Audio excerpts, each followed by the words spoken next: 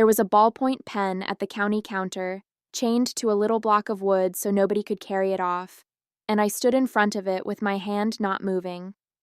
I was 24 years old, 3 years married, and my hand would not move. The woman behind the glass had turned the paper around so it faced me, the way you turn a plate toward a guest, and she had touched the line with one finger and said, "Right there, whenever you're ready." And I stood there in my cap with my hands folded in front of my apron like I was waiting for the second hymn to start. And I looked at that pen on its chain, and I understood something about myself that I had lived 24 years without understanding. I want to tell you what the woman asked me after, not what I said, what she asked. Because it was a plain question, no cruelty in it at all, and it took the floor out from under me the way no sermon ever had. I was married in November, on a Thursday, in my mother's kitchen with the walls scrubbed and the stove polished, and the benches hauled in from the wagon before daylight. Our district is old order, plain as they come, no rubber on the buggy wheels, no daylight savings, no telephone in the house, and no picture on any wall. We hold Jime in the homes, turn and turn about, and when it is your turn you clean the cellar too, though nobody will see the cellar. I say all this not to make us sound strange. I say it because it was warm, and it was mine, and I want you to understand I am not sitting here angry at the people who raised me. But when I think back on what I gave up first, I do not land on the wedding at all. I land on a spring afternoon when I was 14, at the end of 8th grade, which is where our schooling ends.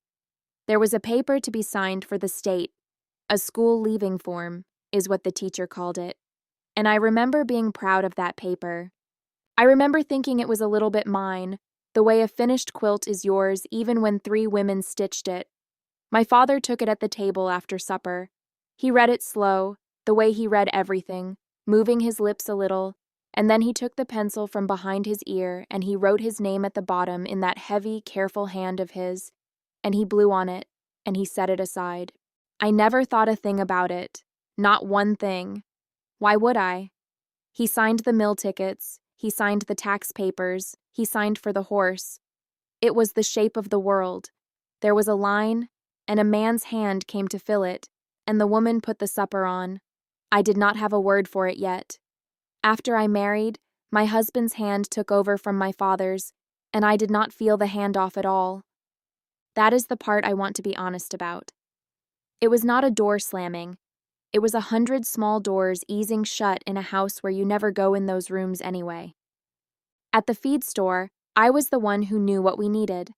I kept the numbers in my head, how much cracked corn, how many pounds of the layer mash, what the mineral had cost in March against what it cost in August.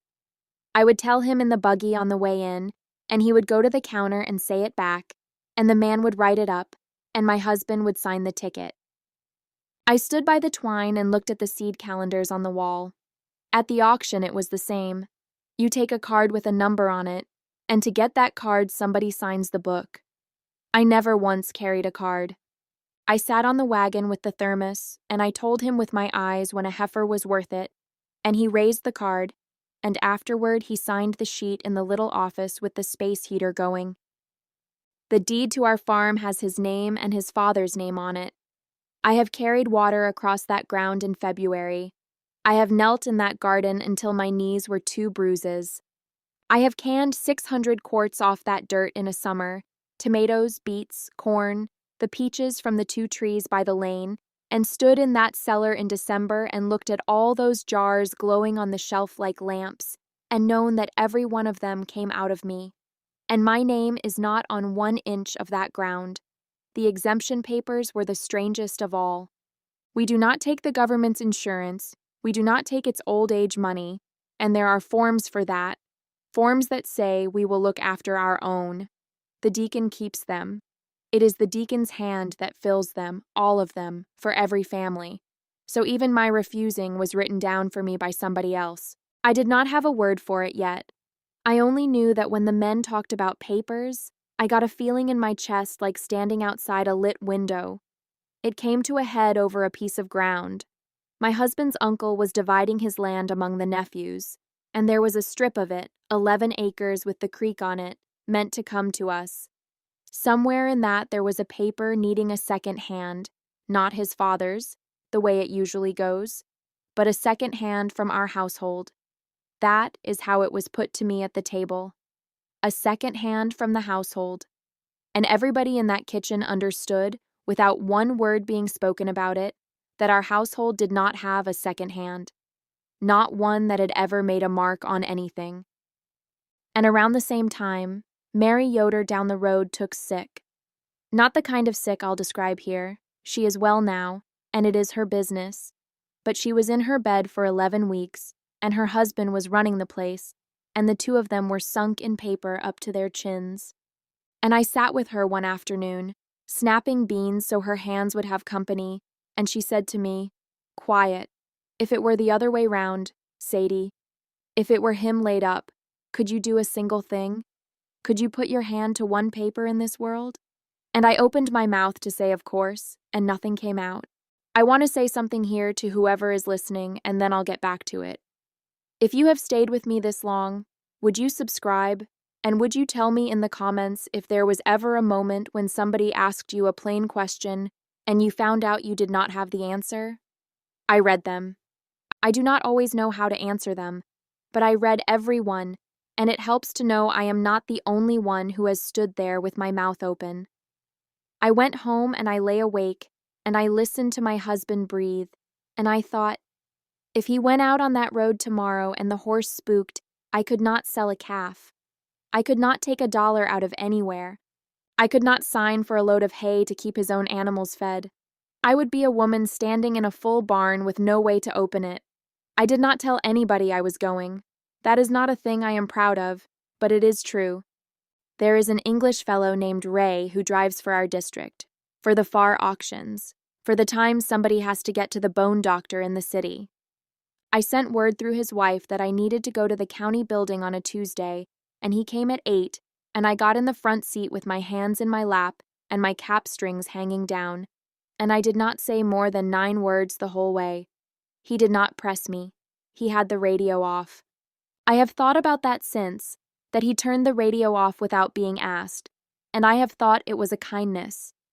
The town went by faster than town has any business going by. Then the county building, which is brick and low and has flags out front and a set of glass doors that open by themselves, which I had heard about but not stood in front of. I stood there a second too long and they opened again, patient, like they would wait all day. Inside it smelled like floor wax and coffee. There was a machine that gave you a paper ticket with a number on it, and rows of wooden benches, worn shiny in the middle the way our church benches are worn shiny, and I remember thinking that was funny, that the English wear out their benches in the exact same place we do. I sat with my number, 81. A man across from me was asleep with his hat over his eyes. A young mother had a boy who kept getting down off the bench and being put back on it. The board on the wall clicked over, 76, 77, and each click went through me like the whole room was calling me out by name, and I had not thought past the door. That is the thing. I had spent 2 weeks getting up the nerve to be driven to this building, and I had not once thought about what I would say inside it. I did not know what I was asking for. I only knew I had come to the place where the papers are because I wanted to stand near them. 81. The woman behind the glass was maybe 50, reading glasses down her nose, a cardigan even though it was warm. She said good morning and asked how she could help me, and I said, and I heard my own voice come out too small, that I wanted to know what a woman would need, to be able to sign for things. She did not laugh. She asked me some questions, gentle, the way you'd ask somebody where it hurts, and she typed, and she looked, and I watched her face doing that small work of not finding anything. Then she took a form off a stack, and she turned it around so it faced me, and she set the pen down on the counter, that ballpoint on its chain, and she touched the line and said, "Right there, whenever you're ready." And I said out loud, in that quiet room, "I have never done this." She looked up. She said, "Done what, hun?" I said, "Put my own name on a paper." Not once. Not ever. My father did the school one. My husband does the store and the auction. The deed is his. The deacon writes the exemption ones for the whole church. My name is written in my mother's ink in the front of the family Bible, and that is the only place in this world it is written down at all. And she sat back in her chair. And she asked me, and this is the question I came here to tell you about. She asked me how a grown woman comes to be 24 years old with no mark of her own on anything. She was not being cruel. I want that understood. There was no sneer anywhere in her. She was a woman who had spent her working life handing pens across a counter, and she had simply never met the far edge of it before. She asked it the way you'd ask how a well goes dry. And I had no answer for her, because the true answer is that everybody who did it loved me. My father signed that school paper because he was my father. My husband signs at the feed store because that is what a husband does, and he has never once bought a thing I did not ask for. The deacon fills the forms because he is careful, and the rest of us are not. We are taught to be plain, to give up the self, to be suspicious of the world's paper, and there is real good in that. I have seen it hold a family up. It is not nothing, but nobody ever meant for it to add up to a woman who could not write her own name on a line. She was quiet a bit. Then she pushed a scrap pad across the counter, the little square kind by the tape dispenser, and she said, "Would you like to practice once? Just here. Nobody's watching." I picked up the pen. It was warm from her hand, and I wrote Sadie, and then the rest of it, slow, the way you do when the letters are new, and I looked at it, and I did not recognize it. It was my name, and it was a stranger's handwriting, and I sat down on that bench afterward, and I looked at that scrap for a long time before I could get up. I still have it. It is folded in 4 in my apron pocket, and it has been through the wash twice, and it is soft as cloth now, and you can hardly read it, and I do not care. That first week I practiced where nobody would find it. There is flour on the board every morning of my life, and I would put a handful down and write my name in it with my finger. Sadie, the whole thing, first and last, and then I would push the flour into the bread, and the letters would be gone, and there would be a loaf in the oven and no evidence anywhere. I did that maybe 40 times. It sounds foolish. It did not feel foolish. It felt like a person learning to walk on a leg she had been carrying around unused. I told my husband on a Sunday evening, sitting on the porch step. I told him where I had gone and who had driven me and what the woman asked. And I will not make him small in front of strangers, because he was not small. He was quiet a long time. He is a quiet man. It is not the same as cold.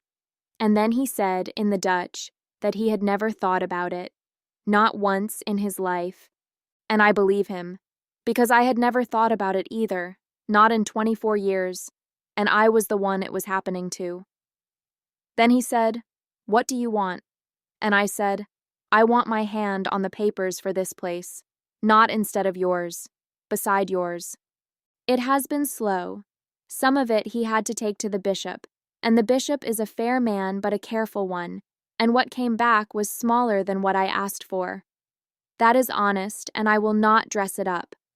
But I have signed the feed ticket 4 times now. I stood at that same counter in town and did it once with him beside me.